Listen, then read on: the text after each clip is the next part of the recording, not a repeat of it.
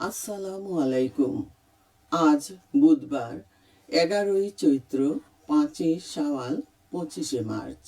বাংলাদেশ বেতার, সিলেট। সংবাদ পড়ছি ফারহানা বেগম। ভয়াল 25শে মার্চ আজ জাতীয় গণহত্যা দিবস। মানব সভ্যতার ইতিহাসে একটি কলঙ্কিত হত্যাযজ্ঞের দিন।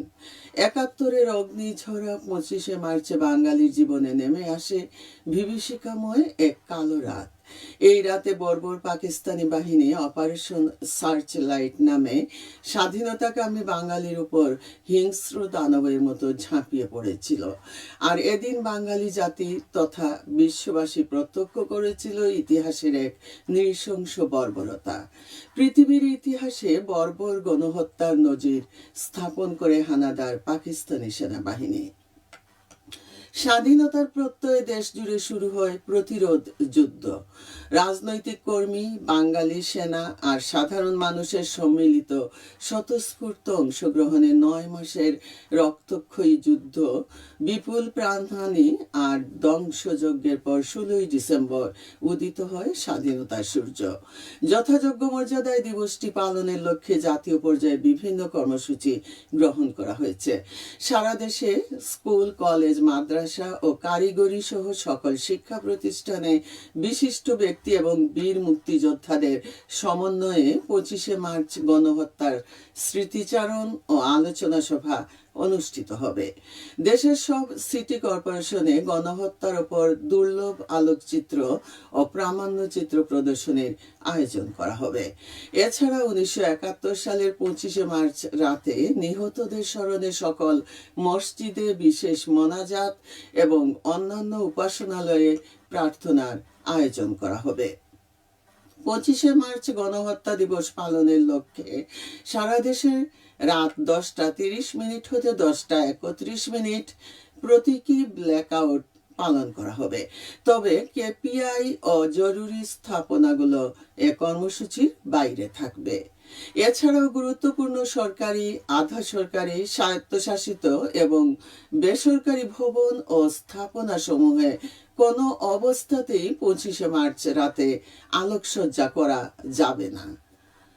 পবিত্র ঈদ উল ফিতরের টানা 7 দিনের ছুটি শেষে গতকাল খুলেছে সরকারি অফিস, ব্যাংক ও বীমা প্রতিষ্ঠান। এখন থেকে আগের নিয়মেই চলবে অফিস আদালত। এরই মধ্যে ঈদ শেষে গ্রামের বাড়ি থেকে কর্মজীবী মানুষ শহরে ফিরেছেন। তবে নগরীর স্বাভাবিক কর্মব্যস্ততা এখনো পুরোপুরি ফিরেনি। দোকানপাট, ব্যবসা প্রতিষ্ঠান খোলা থাকলেও মানুষের সমাগম ছিল কম। রাস্তায় যানবাহন চলাচলও তুলনামূলক কম ছিল। এদিকে পবিত্র ঈদ উল ফিতরের চতুর্থ দিনেও সিলেটের পর্যটন কেন্দ্রগুলোতে ছিল মানুষের ভিড়। অনেকেই পরিবার পরিজন নিয়ে প্রকৃতি কন্যা সিলেটে ছুটে এসেছেন। ঈদের চতুর্থ দিনেও পর্যটকদের পদচারণায় মুখরিত মৌলভীবাজার জেলার বিভিন্ন উপজেলার পর্যটন স্পটগুলো। জেলার প্রায় 131টি পর্যটন কেন্দ্রে উপচে পড়া পর্যটকদের ভিড় পরিলক্ষিত হচ্ছে। পবিত্র ঈদ উল ফিতরের ছুটিতে প্রাকৃতিক সৌন্দর্যে ভরপুর হাওর ও পাহাড় ঘেঁষা জেলা সুনামগঞ্জের বিভিন্ন পর্যটন স্পটগুলো ছিল মুখরিত। ঈদের দিন থেকে শুরু করে টানা কয়েকদিনের ছুটিতে দেশের বিভিন্ন প্রান্ত থেকে হাজারো পর্যটক পরিবার পরিজন ও বন্ধু বান্ধব নিয়ে ছুটে আসেন জেলার পর্যটন কেন্দ্রগুলোতে। তাহিরপুর উপজেলার টাঙ্গুয়ার হাওর, নীলাদ্রি লেক, জাদুকাটা নদী, বারেক্কা টিলা, শিমুল বাগান ও বিশ্বম্বরপুরে বিভিন্ন পাহাড় ঘেঁষা পর্যটন কেন্দ্রে পর্যটকদের ব্যাপক সমাগম ঘটে। প্রাকৃতিক সম্পদে ভরপুর টাঙ্গুয়ার হাওর সহ জেলার বিভিন্ন দর্শনীয় স্থান হাজারো পর্যটককে আকৃষ্ট করেছে। অন্যান্য বছরের তুলনায় এবার পর্যটকদের উপস্থিতি তুলনামূলকভাবে বেশি ছিল। হ্যাঁ, আমরা যক্ষ্মা নির্মূল করতে পারি দেশের নেতৃত্বে, জনগণের শক্তিতে। এই প্রতিপাদ্যকে সামনে রেখে সারা দেশের মতো সিলেটেও গতকাল পালিত হয়েছে বিশ্ব যক্ষ্মা দিবস। যক্ষ্মা বিষয়ে জনসচেতনতা বাড়ানোই দিবসটির মূল উদ্দেশ্য। 1982 সাল থেকে প্রতি বছর যক্ষ্মা রোগের ক্ষতিকর দিক, বিশেষ করে স্বাস্থ্য, সামাজিক ও অর্থনৈতিক পরিণতি সম্পর্কে সচেতনতা বৃদ্ধি এবং এই রোগটি নির্মূলে দিবসটি পালন করা হচ্ছে। উল্লেখ করা যেতে পারে 1882 সালের 24শে মার্চ ডাক্তার রবার্ট কখ যক্ষা রোগের জীবাণু মাইক্রোব্যাকটেরিয়াম টিউবারকিউলোসিস আবিষ্কার করেন। জীবাণু আবিষ্কারের 100 বছর পর 1982 সাল থেকে দিনটিকে স্মরণীয় করা ও যক্ষা রোগের চিকিৎসা সম্পর্কে গণসচেতনতা বৃদ্ধির লক্ষ্যে দিবসটি পালিত হচ্ছে। বিশ্বজুড়ে প্রতিনিয়তই বেড়ে চলছে যক্ষার প্রকোপ। আক্রান্ত হচ্ছে লাখো মানুষ। সময় মতো চিকিৎসা না করার ফলে প্রাণ হারাচ্ছেন অনেকে। অথচ শুরুতেই এ রোগ ধরা পড়লে এবং নিয়ম মেনে চিকিৎসা নিলে 95% ক্ষেত্রে এ রোগ ভালো হয়। মানুষের মধ্যে যক্ষা নিয়ে সচেতনতা তৈরি করতে প্রতি বছর আজকের এই দিনে বিশ্বব্যাপী দিবসটি পালিত হয়। যক্ষা বাংলাদেশের জন্য একটি অন্যতম মারাত্মক জনস্বাস্থ্য সমস্যা। বিশ্ব স্বাস্থ্য সংস্থার প্রতিবেদন অনুযায়ী বিশ্বের যে 30টি দেশে যক্ষা রোগের সংখ্যা সর্বাধিক, তাদের মধ্যে রয়েছে বাংলাদেশের নাম।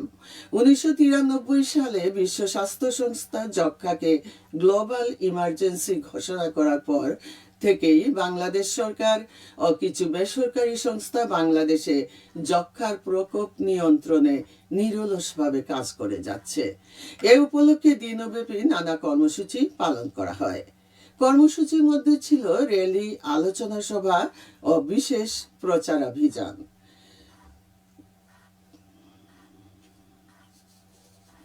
ঈদের ছুটিতে স্বাস্থ্য সেবা প্রদান করা হয়েছে মৌলভীবাজারের ইউনিয়ন স্বাস্থ্য ও পরিবার কল্যাণ কেন্দ্রগুলোতে। জেলার মা ও শিশু কল্যাণ কেন্দ্র সহ 43টি ইউনিয়ন স্বাস্থ্য ও পরিবার কল্যাণ কেন্দ্রে এক সপ্তাহে 49টি শিশুর স্বাভাবিক জন্ম হয়েছে। এর মধ্যে শুধু মা ও শিশু কল্যাণ কেন্দ্রে 16টি এবং জেলার অন্যান্য ইউনিয়ন স্বাস্থ্য পরিবার কল্যাণ কেন্দ্রে 33টি শিশুর জন্ম হয়। পাশাপাশি সিজারিয়ান ডেলিভারি হয়েছে 11টি। এছাড়া একই সময়ে মাতৃত্বকালীন সেবা, প্রসব পরবর্তী সেবা, সাধারণ স্বাস্থ্য সেবা সহ অন্যান্য সেবা প্রদান অব্যাহত ছিল। সবশেষে আবহাওয়া। আজ বেলা 1টা পর্যন্ত পূর্বাভাসে বলা হয়েছে সিলেট ও পার্শ্ববর্তী এলাকার পশ্চিম উত্তর পশ্চিম দিক থেকে অস্থায়ীভাবে ঘন্টায় সর্বোচ্চ 80 কিলোমিটার বেগে ঝড়ো হাওয়া বয়ে যেতে পারে। সে সঙ্গে হতে পারে বৃষ্টি অথবা বজ্রসহ বৃষ্টিপাত। এসব এলাকার নদীবন্দর সমূহকে 2 নম্বর নৌ হুঁশিয়ারি সংকেত দেখিয়ে যেতে বলা হয়েছে। আজ সিলেটে সূর্যোদয় হয়েছে 5টা 50 মিনিটে এবং সূর্য অস্ত যাবে সন্ধ্যে 6টা 5 মিনিটে। সংবাদ শেষ হলো। পরবর্তী স্থানীয় সংবাদ প্রচারিত হবে দুপুর 1টা 5 মিনিটে।